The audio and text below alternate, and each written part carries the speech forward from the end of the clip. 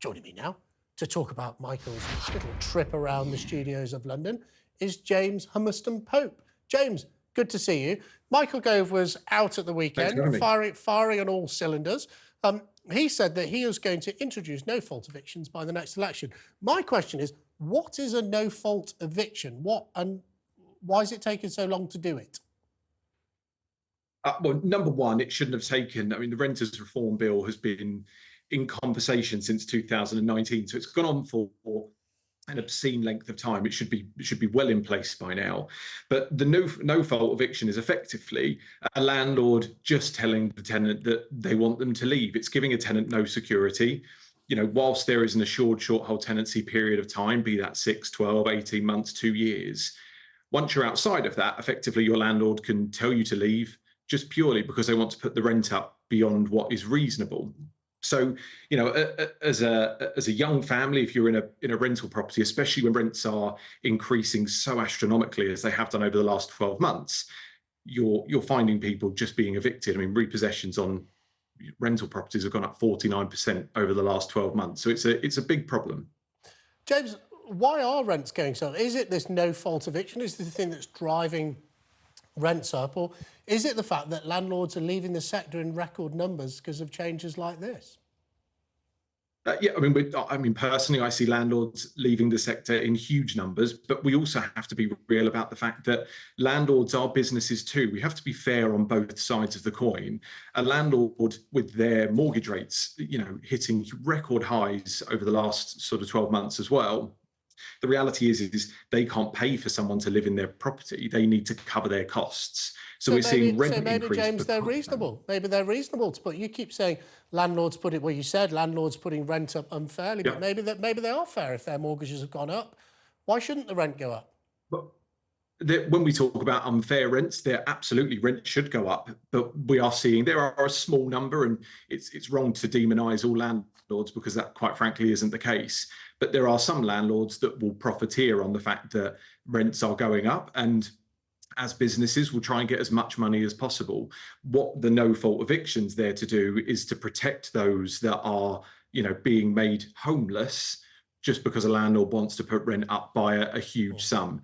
Absolutely, you're right, and I sound like I'm sitting firmly on the fence with this, looking at both sides of the coin. There needs to be a fair tact from both sides.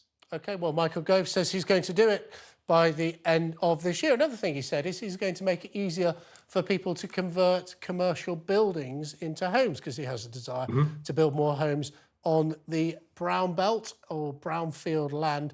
Now, of course, this has already been the law for some considerable period of time. There will be a bit of a relaxation around it. Do you think this is something that's likely to work to enable the government to hit its target of 300,000 homes?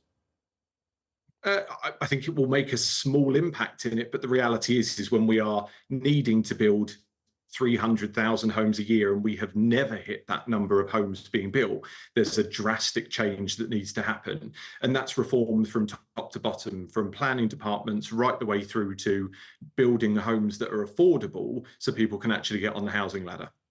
And of course, Angela Rayner was also out and about this weekend criticising Michael Gove, saying the number of homes built on brownfield land has actually fallen in the last 14 years. So it doesn't sound like anything that Michael Gove's proposing is necessarily going to fix that in the short term without a root and branch reform of planning. Is that what you're saying, James?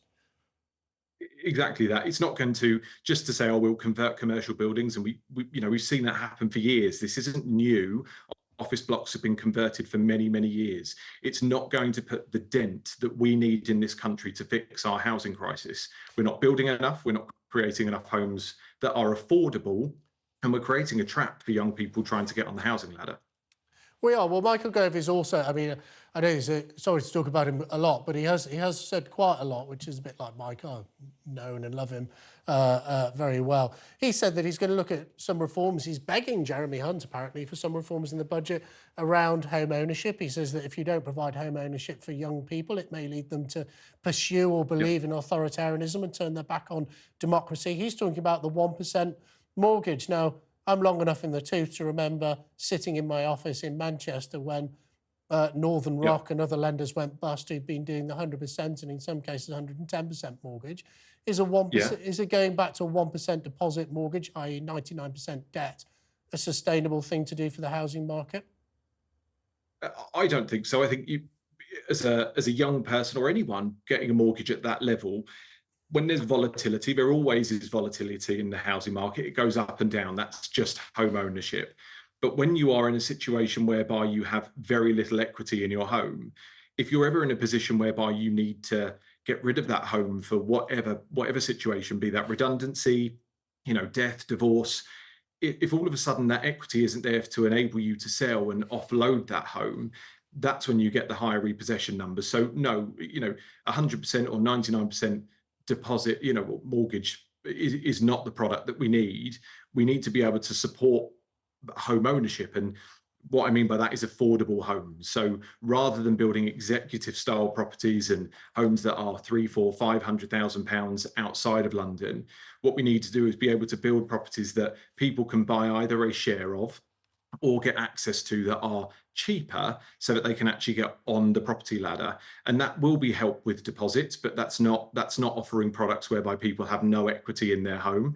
And that's also looking at stamp duty. We see stamp duty as a big problem. We know that by changing the way that we have stamp duty structured within the UK will effectively help home ownership and enable people to move. James, thank you so much for joining us here on Talk TV. Let's hear from Claire and Andy, who've been listening to that. Andy, do you think this drop in the number of young people being able to buy their own home is something... I mean, is it something the Conservatives have created, or is it something that's a bit more long-term than that? I think it's probably a bit of both. Yeah, the lack of planning reform and, home building, I would say, is down to government policy. But then also, the government can't really control the private sector. Wages aren't rising at the same rate that house prices are rising. So it's always difficult. But I do struggle to have a bit of sympathy for these landlords, particularly the ones that don't have jobs along the side. Their only job is being a landlord. You're making a profit. You're making a profit off someone's necessity, and then you're complaining. It's like...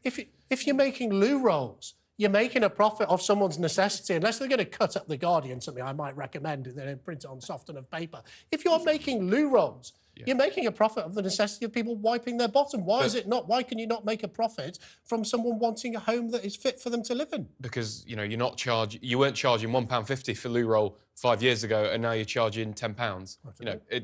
You're not.